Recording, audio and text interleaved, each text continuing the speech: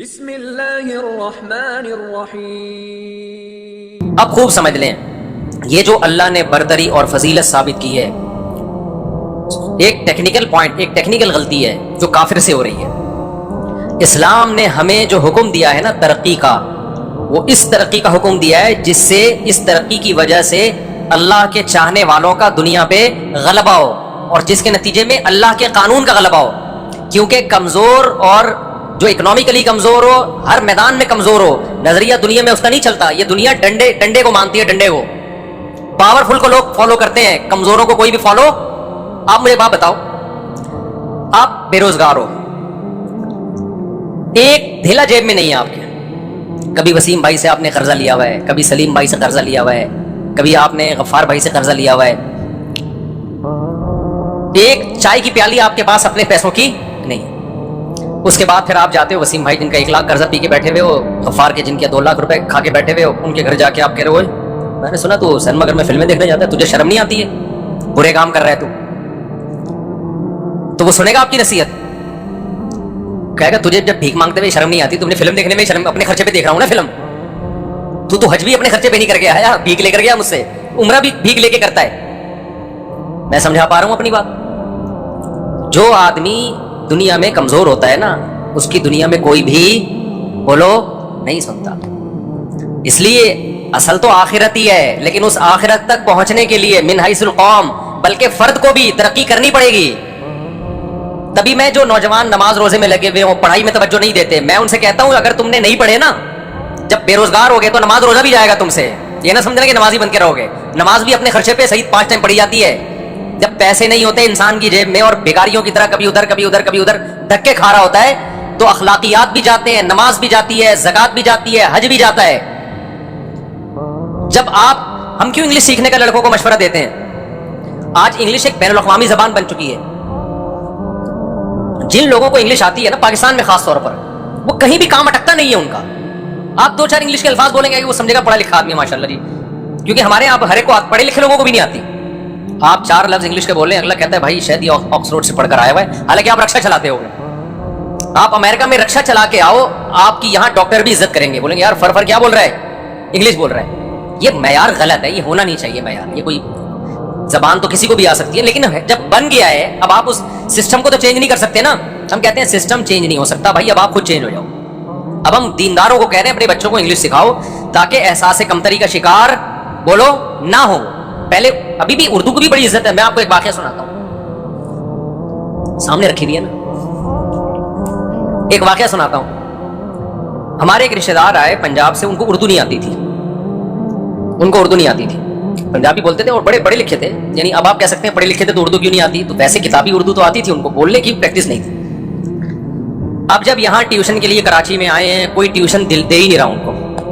اب جس گھر میں وہ ٹیوشن پڑھاتے تھے، یہاں یونیورسٹی میں بھی پڑھ رہے تھے، اور ہاؤس یہ ہوتا ہے نا کہ کوئی کام کرنا شام کے وقت فری ٹائم میں لوگ ٹیوشن پڑھا کے اپنے وہ گزارا چلا رہے ہوتے ہیں۔ میرے پاس آئے کہ جی کوئی ٹیوشن ہی نہیں دیتا۔ میں نے کہا آپ اتنے پڑھے لکھے ہو یار، کہتے ہیں یار جب میں پنجابی بولتا ہوں وہ کہتے ہیں شاید یہ پڑھا لکھا نہیں ہے۔ اب میں ڈگریاں دکھا رہا ہوں، کہہ رہے نہیں بھائی صحیح ہے، تو ٹیوشن ہی نہیں مل رہا تھا ان کو، تو لوگ یہ سمجھ رہے ہیں کہ شاید یہ پڑھا لکھا نہیں ہے۔ تو میں نے کہا آپ بول لیتے، اردو سیکھ لیتے، کہہ رہے میں ایک طویل عرصہ کراچی میں گزاروں گا تو میں پھر اردو بولوں گا، سیکھوں گا۔ پھر وہ سیکھ گئے اردو الحمدللہ۔ تو یہ انسان کسی بھی لحاظ سے جب اس کے پاس کسی نالج کی کمی ہوتی ہے یا مالی لحاظ سے کمزور ہوتا ہے تو ایک فرد نہیں چل پاتا میرے بھائی۔ میں لوگوں سے کہتا ہوں نا، لوگ کہتے ہیں میرے ماں باپ گھر میں کوئی سنتا ہی نہیں ہے، گھر میں میری کوئی سنتا ہی نہیں ہے، تم کما کے لاؤ صرف تمہاری ہی سنی جائے گی گھر کے اندر، پھر تمہارے بھائی کو شکایت ہوگی بڑا میں ہوں، سنتے اس کی ہیں لوگ۔ تو میرے بھائی اگر ہمارا کنٹری آج اسٹیبل ہوتا، پچھلی جو حکومت تھی نا اس سے پچھلی حکومت، میں نے علماء سے بات کی کہ آپ وزیر اعظم سے بات کریں، جن کا بھی وزیر اعظم سے رابطہ تھا، سابق سے سابق وزیر اعظم کی بات کر رہا ہوں، کیا آپ بات کریں یہ پنجاب میں کو ایجوکیشن سسٹم کو ختم کیا جائے، بہت بےہودگی پھیل رہی ہے، بہت کمپلینس ہیں۔ تو وزیر اعظم سے جب ملاقات ہوئی، انہوں نے کہا بھائی ہمیں جو ایجوکیشن کے لیے جو قرضہ ملتا ہے نا، اس قرضے میں یہ شرط ہے کہ یہ سسٹم لڑکے لڑکیاں اکٹھے بیٹھیں گے تو پیسے ملیں گے، ادروائز آپ کو پیسے نہیں ملیں گے۔ تو وزیر اعظم صاحب کا کہنا یہ تھا جس کا کھاتے ہیں سنی بھی اسی کی جائے گی۔ یا تو مولانا لوگ جو نصیحت کے لیے گئے تھے وہ کہتے ہیں آج سے ہم اسکول کے پیسے آپ کو دیں گے، آپ دے دیں تو پھر آپ کی مرضی کے ماحول دیں گے۔ دے کون رہا ہے؟ پیسے IMF سے لے رہے ہیں، پالیسیاں مولویوں کی چلیں گی، ایسا بولو. نہیں ہوتا. بات بالکل ٹھیک ہے. اور یہ کتنے نالائق لوگ ہیں, اس سے پتہ چلتا ہے ان کو ہماری ایجوکیشن سے کوئی لینا دینا نہیں ہے, ان کو ہمارا ماحول بگاڑنا ہے. اگر لڑکے الگ بیٹھ کے پڑھ لیں, لڑکیاں الگ بیٹھ کے پڑھ لیں, تو اس میں کیا جا رہا ہے یار, زیادہ اچھی تعلیم ہوگی. تو ایجوکیشن کے نام پہ نا ہمارے فیملی سسٹم کو تباہ کرنے کی کوشش ہے. یہ کفر میں یاد رکھو, بعض چیزیں دیکھنے میں بڑی اچھی ہوتی ہیں, جب آپ اس کی ڈیپتھ میں جاؤ گے نا تو پتہ چلے گا یہ اس کے پیچھے کہانیاں کچھ اور ہیں. کوئی ہمارا اتنا خیر خواہ نہیں ہے کہ وہ چاہیں کہ ہم پڑھ لکھ کے بڑے لوگ بن جائیں, کوئی بھی نہیں چاہتا. وہ کہتے ہیں پڑھ لکھ کے بڑے بنو لیکن پھر ہمارے جیسے بنو تو پھر قبول ہے. اگر تم پڑھ لکھ کے نیک انسان بن گئے, ابا اماں کی خدمت کرنے والے, بیوی کے حقوق ادا کرنے والے اور نظروں کی حفاظت کرنے والے, اس طرح کے بن گئے تو پھر ہمیں نہیں چاہیے. تو مجھے ایک بات بتاؤ, دنیا ہے یقیناً مسافر خانہ, لیکن اس سفر میں اللہ نے ہمارے ذمے کام لگایا ہے. مسافر خانہ تو ہے, اس کی اس لحاظ سے تو ویلیو واقعی نہیں ہے کہ فنا ہو جائے گی, لیکن ایک اور لحاظ سے بڑی ویلیو ہے کہ یہ جب فنا ہوگی, یہ ایگزامینیشن ہال ہے جس میں اللہ نے ہمیں آخرت کے لیے بھیجا ہے. اگر اس ایگزامینیشن ہال میں آخرت کی تیاری ہم نے نہیں کی, یہ دوبارہ نہیں ملنے والی ہمیں. اس لحاظ سے یہ بڑی قیمتی زندگی ہے. دیکھو ایک سفر ہے, آپ بس میں جا رہے ہو, 1 گھنٹے بعد آپ نے اتر جانا ہے. وہ ہے تو مسافر خانہ نا, لیکن اس مسافر خانے میں بس میں اشرفیاں پڑی ہوئی ہیں سونے کی. ڈرائیور نے بول دیا بھائی جو مسافر جتنی اشرفیاں اٹھا سکتا ہے اٹھا لے. اب یہ ہے تو مسافر خانہ, لیکن بڑا قیمتی ہے. پوری توجہ آپ دولت اکٹھی کرنے میں لگاؤ گے کہ WRS سے جب اتار دیا نا تو پھر میں پیسے جمع نہیں کر سکتا. پورا فوکس آپ کس کو کرو گے. پھر یہ مسافر خانہ ہونے ہی کی وجہ سے اس کی ویلیو بنے گی کہ یہ مسافر خانہ ہے, ایگزامینیشن ہال ہے, یہاں رہنا نہیں ہے, لیکن یہاں کے لیے ہمیشہ کی تیاری کرنی ہے. اس تیاری کا ہمیں یہاں سے جانے کے بعد موقع نہیں ملے گا. تو آخرت میں ترقی کے لیے جتنی چیزیں درکار تھیں اس زندگی میں ہمیں ان کو کافروں سے زیادہ فوکس کرنا ہے. تو اگر اس دنیا میں انفرادی اور اجتماعی ترقی سے ہماری آخرت بن رہی ہے تو ہمیں کافروں سے زیادہ ترقی کرنی ہے اس دنیا میں, کیونکہ کافر کی ترقی مر کے ختم ہو جائے گی. ہم سمجھتے ہیں ہماری یہاں کی ترقی وہاں کام آئے گی, تو ہمیں تو زیادہ ترقی کرنی ہے کہ نہیں کرنی ہے. لیکن آپ دیندار آدمی کو دیکھ لو, جتنا نیک ہوگا پڑھائی میں اتنا پیچھے. میں تو دیکھتا ہوں جتنا نیک ہوگا صحت اتنی خراب. جب اس سے کہا جائے یار کو صحت بناؤ, کچھ طاقت اور قوت جمع کرو, ابے صحت سے کچھ نہیں ہوتا, ابے ورزش سے کچھ نہیں ہوتا. موت تو آنی ہے کسی بھی دن. جتنے وہ پھر بٹھا دیتے ہیں, وہ فلاں بلڈر تھا وہ ٹرک کے نیچے آ کے مر گیا. مائیکل جیکسن نے ایسی صحت کا خیال کیا, ایسا سویا, پولیس سے بھی نہیں اٹھا. تو یہ غلط سوچ رہے ہو آپ, یہ کیا کر رہے ہو, یہ غلط رخ پہ سوچ رہے ہو. تو مسلمان قوم کا جو زوال ہوا ہے نا, جو بربادی ہوئی بھی ہے, اس بربادی کی بہت بڑی وجہ یہی ہے کہ اس نے دین کو دنیا سے کیا کر دیا ہے, الگ کر دیا ہے. میں ایک اور مثال دیتا ہوں جو میں 20 دفعہ بیانات میں یہ مثال دے چکا ہوں. دیکھو کافر بھی درخت لگاتے ہیں کہ نہیں لگاتے, بولو نا. کتنی مہم چلتی ہے نا ان کے یہاں درختوں کی. بھائی کسی بھی ملک کا اتنے فیصد درخت میں ڈھکا ہونا ضروری ہے کہ نہیں.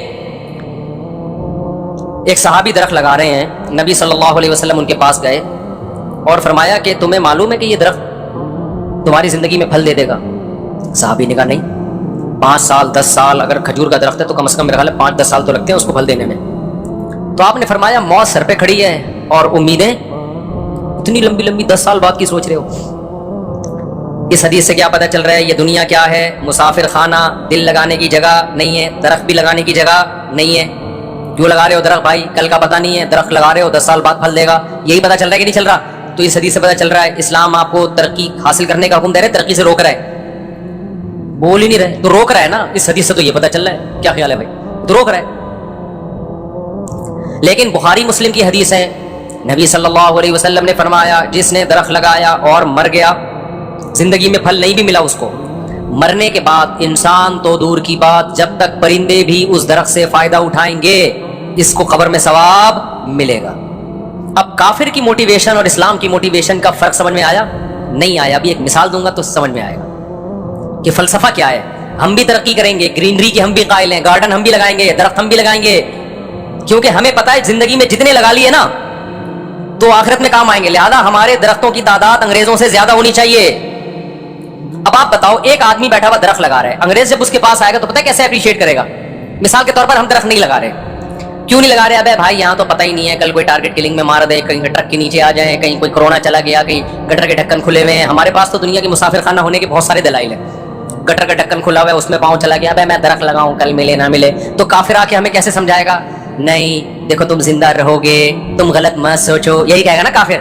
موٹیویٹ کرے گا, نہیں نہیں تم یہ کیوں سوچ رہے ہو کہ میں گٹر کے ڈھکن میں گٹر میں گروں گا, تم یہ کیوں سوچ رہے ہو سکتا ہے اگلی حکومت بہت اچھی آ جائے, وہ سارے گٹروں کے ڈھکن لگا دے, ہو سکتا ہے یہ والی حکومت توبہ کر کے اسلام قبول کر لے, یعنی سچی اسلام تو ابھی بھی ہے لیکن اور زیادہ دین پر آ جائے. سمجھ میں آ رہی ہے بات؟ تو اس طرح سے ہمیں موٹیویٹ, تم غلط کیوں سوچ رہے ہو, کم از کم مجھے تو موٹیویشن نہیں ملے گی اس سے.